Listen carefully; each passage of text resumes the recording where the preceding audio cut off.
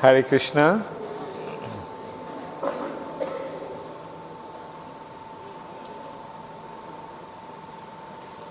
So, Ramchandra all of a sudden saw that Ravan was sitting on the wall of the northern gate, surrounded by his associates, and so other monkeys also saw, Sugriv also saw, and Sugriv then immediately went, in a flash of a moment, he just attacked Ravan. He jumped there, and with one slap, he made Ravan's crown went flying, and he started to slap him, beat him up. And Ravan was quite perplexed, but then Sugriv I'll just read that part, it's a very interesting part. Sugriv pounced on Ravan, knocking his crown off in the process. The surprised Rakshasa king then grabbed Sugriv, and while uttering similar threats, threw Sugriv to the ground. Sugriv, however, bounced up immediately like a rubber ball, and in turn braced Ravan, throwing him to the ground with great force. He just got hold of Ravan and crushed him on the floor. A fierce wrestling match ensued as the two heroes scratched each other with their nails, covering them with blood and perspiration. After striking each other with their fists and arms and wrestling for a long time, Sugriv and Ravan both fell down from the gate onto the ground in the area between the boundary wall and the moat. Then jumping to their feet, the two kings continued fighting, exhibiting all their knowledge in the art of wrestling. At last, when Ravan realized he could not defeat Sugriv with mere physical strength, he called upon his mystic powers. Understanding this, Sugriv decided to abandon the fight. He bounded into the air and immediately returned to where Ram was staying.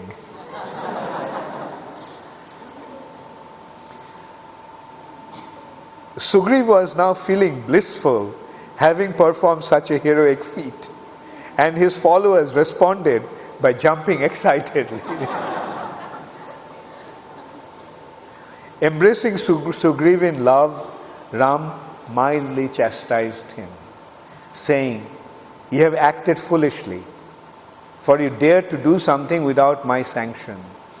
Besides this, a king should never take such risks, because the death of a ruler is a great calamity for the entire nation. O Sugriv, if Ravan had killed you, then I certainly would have slain him in retaliation. Then after installing Vibhishan upon the throne of Lanka and Bharat on the throne of Ayodhya, I would have given up my life for having allowed you to be killed in my presence." So another wonderful sentiment of the Supreme Personality of Godhead, that which means that the Lord never allows anyone to die. He never allows his devotee to die in his presence. He says that if I allowed you to, if you died, then I would have killed myself, which means that the Lord never allows anyone, never allows his devotee to die in his presence. Sugriv, however, replied, "After seeing that rascal Ravan, the abductor of Sita, I could not bear to simply ignore him. That when I saw, I started to burn in anger, that here is the one who abducted Sita. So I just couldn't restrain myself, and I just acted out of that impulse." Ram said, "Regardless, you courageously displayed your heroism, and all the monkey soldiers have been inspired by your fearless example." The way he acted was really heroic. Ram then ordered Angad to deliver a message to Ravan. And immediately leaping on the air, Angad quickly came before Ravan, who was sitting atop the northern gate surrounded by his ministers. Staying a slight distance from Ravan, Angad announced, "My name is Angad, nephew of King Sugriv, and heir apparent to the royal throne of Kishkinda." He was the crown prince. "I have come here as Ram's envoy with this message." So he is repeating that message. "O king of the Rakshasas, now that all of your pious credits have been exhausted, I am going to kill you in retaliation for your atrocities against the rishis. If you do not surrender to me at once, then I shall rid the entire world of Rakshasas. Either submit to me or come before me, so that I can purify you with the onslaught of my deadly arrows. If you are unwilling to return Sita and bow down before me, then I advise you to take a last good look at Lanka, for that will be your last." I advise you to have a good look at Lanka, because this will be your last time that you will look at Lanka, that you will see Lanka. Inflamed with rage, Ravana ordered his ministers to kill Angad. So kill that monkey. Angad allowed the Rakshasas to grab him. So 4 Rakshasas were grabbing him from 2 sides. And when they did that, Angad leapt in the sky and jumped onto Ravan's palace. And in the course, they were clinging on to him when he was flying. And then he just shook them and they all fell on the ground. And then he landed on Ravan's palace top. And with his bare hand, he uprooted the palace top, which was the glory of the palace. The top of the dome of the palace was destroyed by him in one blow. And then he came back to Angad. He came back to Ramchandra. And witnessing Angad's prowess, Ravan foresaw his own destruction and began sighing repeatedly. He started to sigh. "Oh, alas, now it's my end." So then the war began. The battle began. The Rakshasas struck the monkeys with their clubs and other weapons. And the monkeys countered by using trees, stones, and their claws and teeth. So the Rakshasas had the most sophisticated weapons. And what did the monkeys have? What were they fighting with? They didn't have any weapons to fight with. They were uprooting trees, they were collecting rocks, breaking the mountain peaks, and with that they were fighting. But when a devotee uses a weapon like that, no matter how insignificant it is, they become surcharged with the spiritual power. They become so surcharged with spiritual power that even thunderbolt becomes insignificant to them. So they were hurling stones, but what were the stones? Those stones were more vulnerable, more powerful than thunderbolt. And the Rakshasas were dying everywhere. And big generals, those were actually even could not be defeated by the demigods. The monkeys were killing them left, right and center with just some stones trees. The monkeys did not have proper equipment with which to fight the soldiers of Ravan, whereas Ravan's soldiers were equipped with sophisticated weapons. And the monkeys could only throw stones, mountain peaks and trees. It was only Lord Ram and Lakshman who shoot some arrows. But because the soldiers of Ravana were condemned by the curse of Mother Sita, the soldiers of Ravan were cursed by Mother Sita, and Ramchandra's soldiers were empowered by Ramchandra, that they were no match. Rakshasas were no match to the monkeys.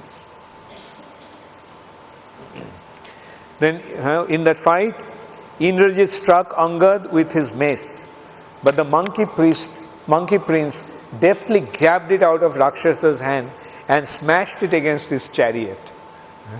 He picked up the mace of Indrajit, and with that mace he just smashed Indrajit's chariot.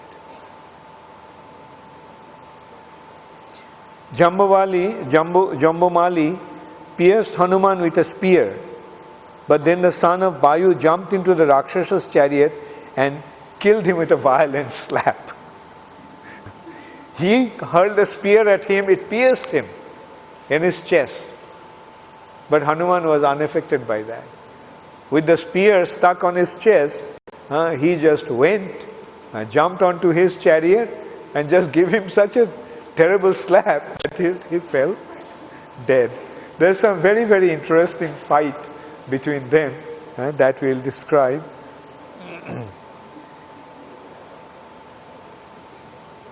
Nikumbha pierced Nila with numerous arrows, but the monkey hero still managed to cut off the Rakshasa's head using a wheel from his broken chariot.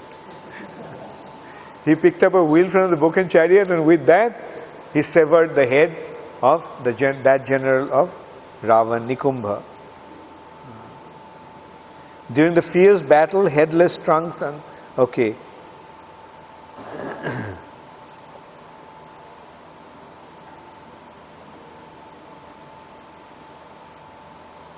Ram, Sugriv and Nala killed numerous other Rakshasas, and the heroic army of monkeys inflicted heavy losses upon the enemy.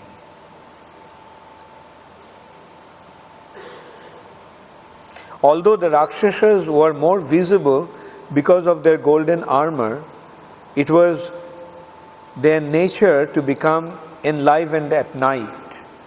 Thus the hordes of Rakshasas suddenly attacked Ram in the darkness with great enthusiasm, their loud roaring creating a tumultuous sound. With the giant monkey Golangula supporting him on one side and Jambavan's brother Dhurma on the other, Ram pierced Mahaparsha, Mahodara, Suka, Sarana and two other Rakshasas with 6 golden arrows that brightly lit up the night. So they were fighting at night. Then, as the 6 Rakshasas fled for their lives, Angad smashed Indrajit's chariot and killed his driver. Indrajit, who was also injured, abandoned his disabled chariot and vanished from view, while the demigods and rishis praised the monkey prince from their position in the sky.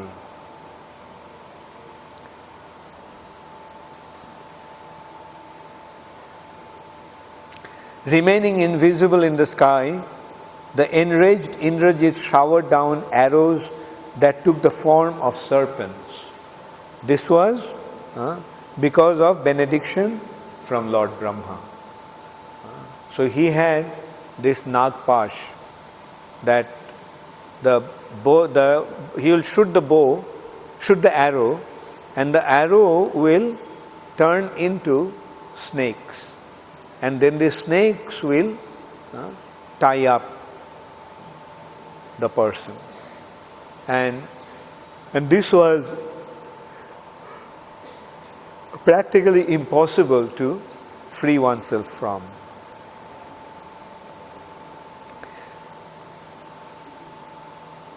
The snake arrows immediately bound Ram and Lakshman very tightly. Unable to move because of Indrajit's serpent arrows, Ram and Lakshman dispatched 10 of the foremost monkeys headed by Angad, Nila and Hanuman to search out Indrajit, because Indrajit was fighting invisible. They couldn't see him. So Ram sent 10 of them to look in 10 directions to find out where Indrajit was fighting for. However, as the monkeys sprang in the air, exploring in all directions, the invisible Indrajit pierced them with innumerable arrows. At the same time, he showered Ram and Lakshman with so many arrows that blood flowed profusely from the wound that completely covered their bodies. Indrajit announced, "O Ram and Lakshman, even Indra cannot see me, what to speak of others. Now it will be my great pleasure to dispatch you both to the abode of Jamaraj with my unceasing torrents of sharp arrows." Saying that, he started to shoot arrows at Ram and Lakshman. So he shot so many arrows that their whole body became covered with arrows. There was no space even to put a finger through. So, seeing this terrible sight, the monkeys became despondent. They became worried. And with tears in their eyes, as the leaders of the monkeys came to surround Ram and Lakshman, Indrajit proclaimed to his followers, "The two mighty brothers have fallen victim to my magical snake arrows, imbued with the power of Lord Brahma." So thinking that he has killed Ram and Lakshman, he went back to Ravan and very proudly declared that Ram and Lakshman are dead. So getting the news, Ravan became very excited and he embraced Indrajit, his dear son, and he called the Rakshashis and told them to take the Pushpak Rath, Pushpak chariot that could fly through the sky, and take Sita in the chariot to show that how Ram and Lakshman are dead. So again,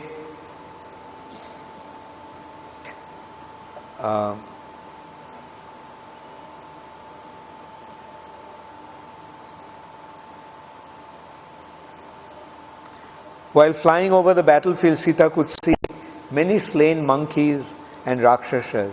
Then suddenly she saw Ram and Lakshman lying on the ground, surrounded by grieving monkeys. As Sita heard the Rakshasas rejoicing, she gazed upon Ram's narrow-riddled body, his bow lying beside him, and was unable to contain her grief. Wailing loudly, Sita began lamenting. So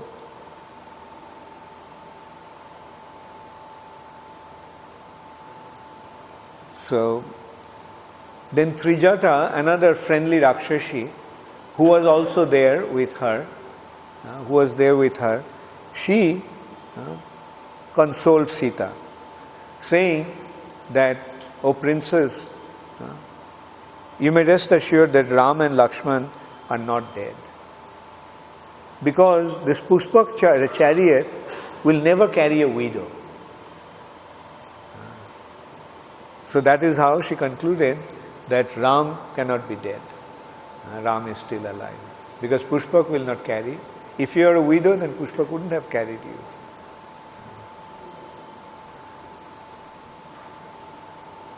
And another point she made, that if Ram and Lakshman were dead, then why the monkeys are guarding them? They would have, there was no need for them to guard. They continue to guard Ram and Lakshman. Monkeys are in a state of confusion. They continue to guard Ram and Lakshman. What would be the necessity of guarding them if they were dead? Even from here I can see that luster remains in the faces of Ram and Lakshman. Therefore, Sita, do not give way to unnecessary grief. It is certain that your husband is still alive. Sita was slightly encouraged by Trijata's words and was then escorted back to the Ashoka grove.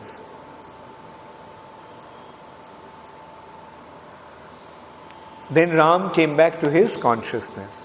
But upon seeing Lakshman lying at his side, smeared with blood and without any sign of life, Ram exclaimed with anguish, "Even if I succeed in recovering Sita, the entire endeavor will be useless if Lakshman dies. Even if it were possible to somehow find a consort to replace the daughter of Janak, I could never find another friend such as Lakshman. If Lakshman dies, I too will give up my life, for I cannot bear to think of returning to Ajodhya without him. How could I ever face his mother after allowing him to die on the battlefield in my presence?"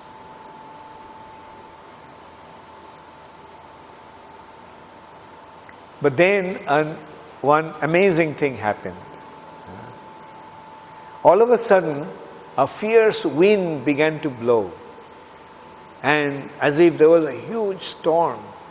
The trees were practically, it was so powerful that the trees were practically touching the ground. And then they saw Garuda coming. And as Garuda came, all the snakes ran away. And Ram and Lakshman were released. So then Ram, with gratitude upon, he asked him, "Who are you? I am so thankful to you for your help."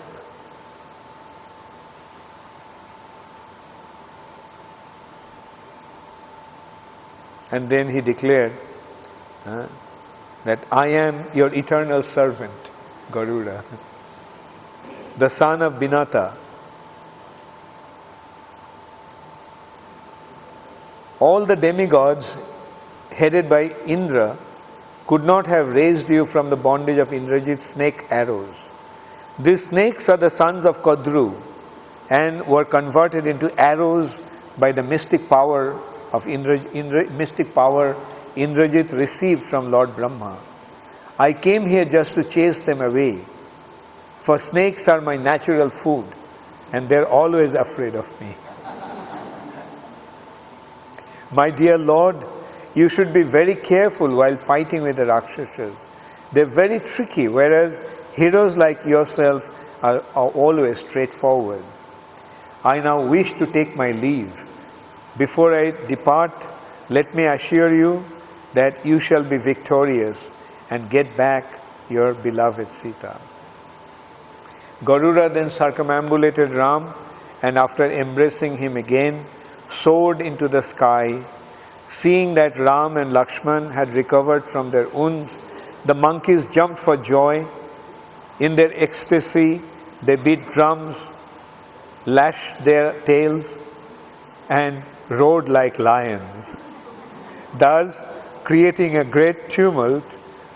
Then, after taking up trees and great boulders, they again prepared to continue the fight. Now Ravan was relieved, thinking that now Ram and Lakshman are dead. But hearing the joyful roaring of the monkeys, Ravana suspected that Ram and Lakshman have revived. To make sure, he ordered his Rakshasas to investigate the reason for the monkeys' bravado. After climbing onto the defensive wall, the Rakshasas saw that Ram and Lakshman were alive and well. With great fear, they rushed to give Ravan the news. His doubts thus confirmed, Ravan again became filled with anxiety, and his face turned pale. Swelling with rage, he ordered the great Rakshasa warriors Dhumraksha to go immediately and attack Ram. So the battle continued again.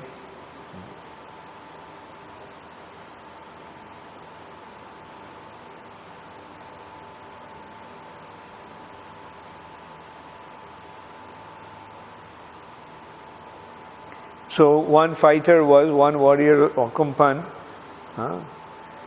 So Hanuman actually killed him. And when Ravan received that news, then Ravan decided that now he'll go to the battlefield himself. Oh no, before that, Ravan actually sent Prahasta. Then Prahasta also was dead. Prahasta was the commander-in-chief. So when the news came of Prahasta's death, then Ravan became extremely worried. And then he decided to go to the battle. Now I'll just read some of the descriptions of the battle with Prahasta.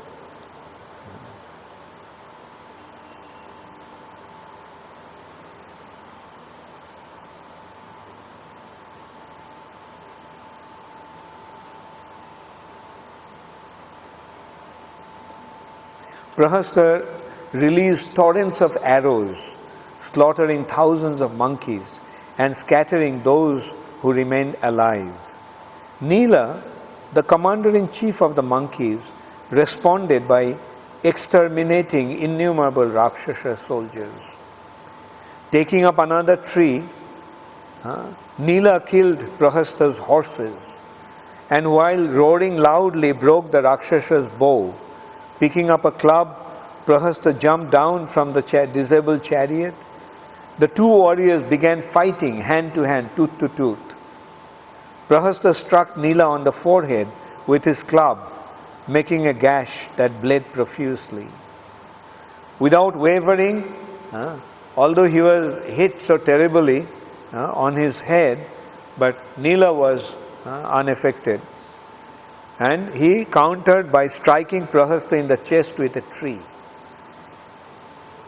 Also, oblivious to the blow, the Rakshasa commander again rushed towards Nila, who grabbed a giant rock.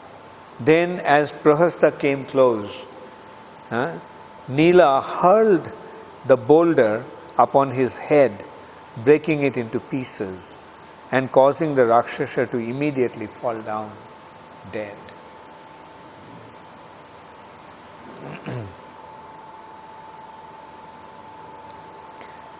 So then Ravan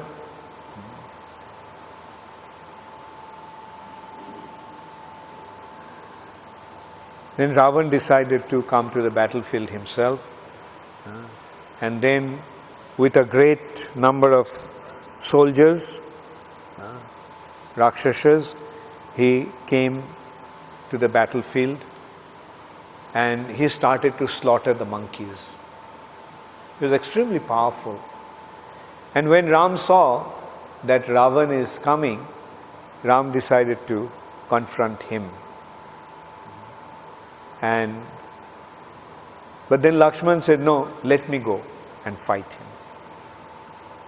So Lakshman approached Ravan, and then in order to guard Lakshman, Hanuman actually was on his side, giving him the support. And as Ravan was shooting arrows, Hanuman was shooting stones at the same speed and deflecting all those arrows that were shot at Lakshman. So that enraged Ravan very much. So instead of approaching Lakshman, Ravan actually attacked Hanuman. Then Hanuman was very excited when he saw Ravan coming towards him. So he said that I know that you are not to be killed by demigods, Danavas, Daityas, Asuras, Nagas. But remember, you are vulnerable to the monkeys. So be prepared for your... So Ravan said that, okay, so I give you the chance, a free hit on my chest.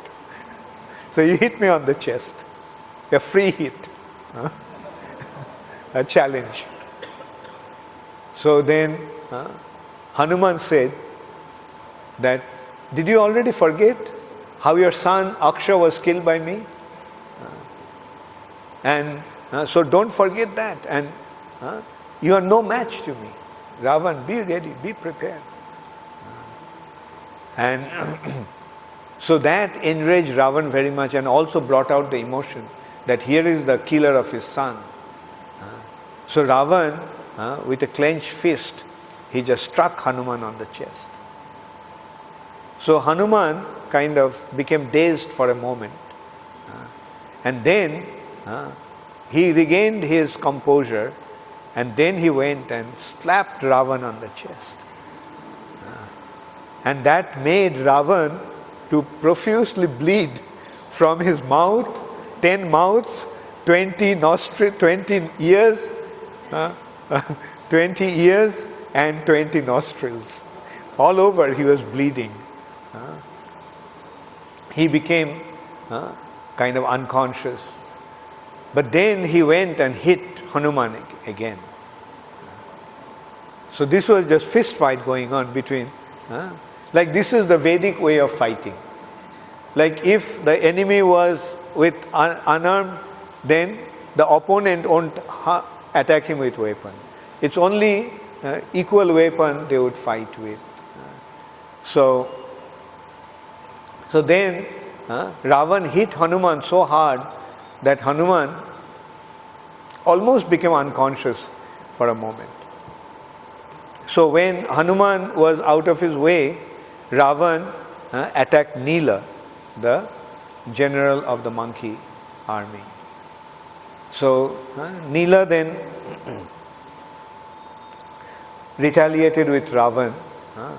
Like Nila hurled some trees at Ravan. Ravan cut those trees with his arrows. And then he attacked him with, and the fight began between two of them. And Nila, with some mountain peak, he hurled at Ravan's chariot, and Ravan's chariot broke. So this way, they kept on fighting. Then Lakshman came to fight with Ravan. Then Ravan released Brahmastra as a shell, as a lance, and that pierced Lakshman's chest, and Lakshman became unconscious. Then Ram came to the scene, and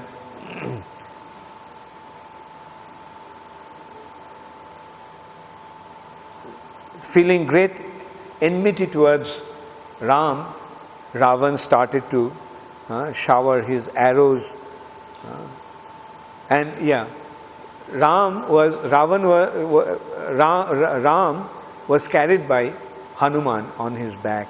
So Ravan actually first attacked Hanuman. However, since Hanuman remained unaffected, Ram was able to move next to Ravan's chariot and smash it to pieces. So he smashed Ravan's chariot to pieces. Then taking up an effulgent arrow, Ram gashed Ravan's chest, making him feel dizzy and drop his bow. Finally, after cutting off Ravan's flag, Ram declared, "You have performed a heroic feat by killing unlimited monkeys on the battlefield. Therefore, you must be quite exhausted from fighting." He's sarcastically telling. Ravan was practically defeated by Ram, but Ram let him go. He said that after displaying your valor, after displaying your heroic feat by killing unlimited monkeys on the battlefield, you must be quite exhausted from fighting. And I will refrain from killing you now. You may return to Lanka to rest. When you recover, I'll fight with you again. So this is how, shamed and embarrassed, Ravan returned to Lanka with his head hung down. And Ram and Lakshman turned to extracting arrows from the monkeys' bodies. Upon witnessing Ravan's humiliation, the demigods and rishis stationed in the sky rejoiced, confident that their mission would soon be accomplished.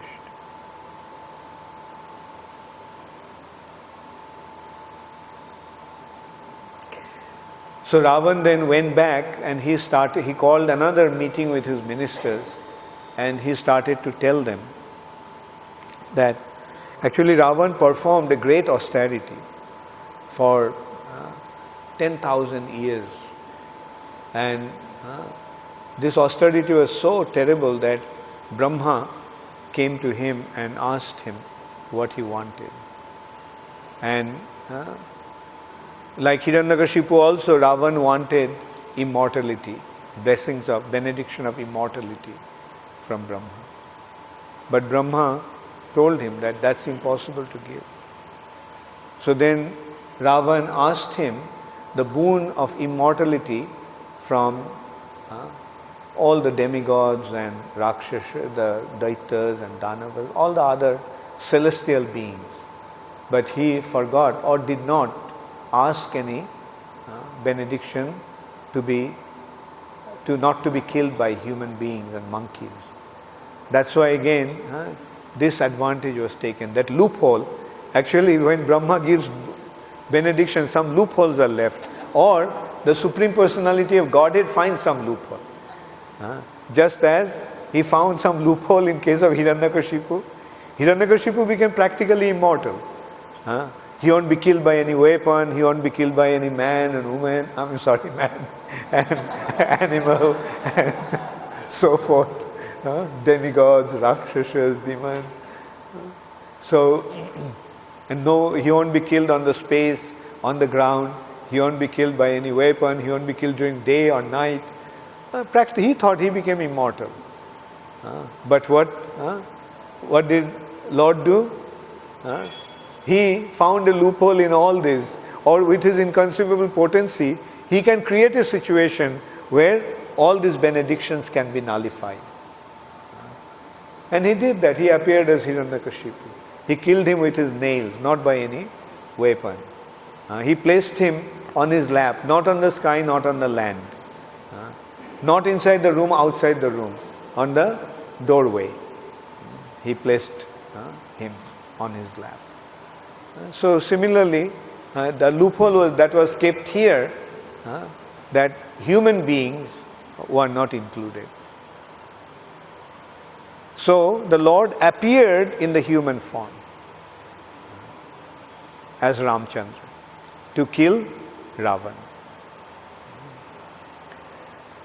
And so Ravan is telling that, despondently sitting on his throne, Ravan explained to his ministers, long ago when I received benediction from Lord Brahma, he warned me to be beware of human beings. After that, a king in the line of Ikshaku named Anaranya once cursed me, saying, in the future, someone will appear in my dynasty who will kill you and all your relatives. Later again I was cursed by Bedavati after I accosted her. Indeed, I believe it is she who has become the daughter of King Janak just to bring about my death. Once Ravan was flying through the sky, and then he saw an extremely beautiful girl in the Himalayas all by herself, performing, sitting on a trance, performing austerity.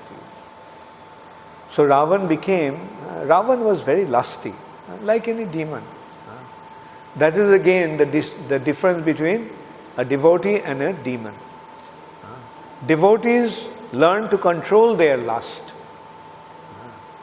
Due to their love for the Lord, their heart becomes free from lust. Whereas the demons are always full of lust. So their enjoyment is wine and women. Now today we can see how today's civilization has become so demoniac. Because all the men are just after women. And their way of life is intoxication. Wine and women. And so Ravan was actually the greatest of all demons. He was the epitome of lusty character. As we can see that he is lusting after Sita. Although he has so many wives, so many concubines, still he is not satisfied with them. And so this girl was actually performing austerity. Her name was Vedavati. She was performing austerities in the Himalayas in order to get the Supreme Personality of Godhead as a husband. She wanted Vishnu, Krishna to be her husband, or get Krishna as her husband. So she was performing austerities. So Ravan saw her and became lusty. He wanted to enjoy her. And as he grabbed her by the hair, tried to molest her, she actually cursed Ravan that just by your touch, this body has become impure. So I'll give up this body. And I tell you, I will come again and I'll be the cause of your death. And saying that, she generated a flame from within herself. And that body was burnt to ashes. And that Vedavati appeared as Sita. Because of her austerities in her previous life, she got the Supreme Personality of Godhead as a husband, Ramchandra. And she became the cause of Ravan's death. This time, she appeared as Sita, and Ravan abducted her, and as a result of that, Lord Ramchandra is about to kill him. So ultimately these are the pastimes. But these pastimes are so wonderful that we get to recognize who the Supreme Personality of Godhead is. Just by hearing these pastimes, we develop a love for the Supreme Personality of Godhead. Just hearing these pastimes, we recognize how great, how magnanimous, how powerful, and how wonderful the Supreme Personality of Godhead is. So purpose of all these discourses, purpose of all these seminars and classes is simply to generate this love for the Lord. There is no other, don't treat this as some kind of entertaining stories. I am not here to entertain you all. I am here giving this seminar just to make you understand who the Supreme Personality of Godhead is, how wonderful He is, and how magnanimous He is, how kind He is, and the goal of your life is to surrender unto Him. And when you surrender unto Him, then your life will become perfect. You will achieve everything. Then there won't be anything to worry about. Then you will become completely free from anxiety. You will become free from all fear, and your life will become full of joy.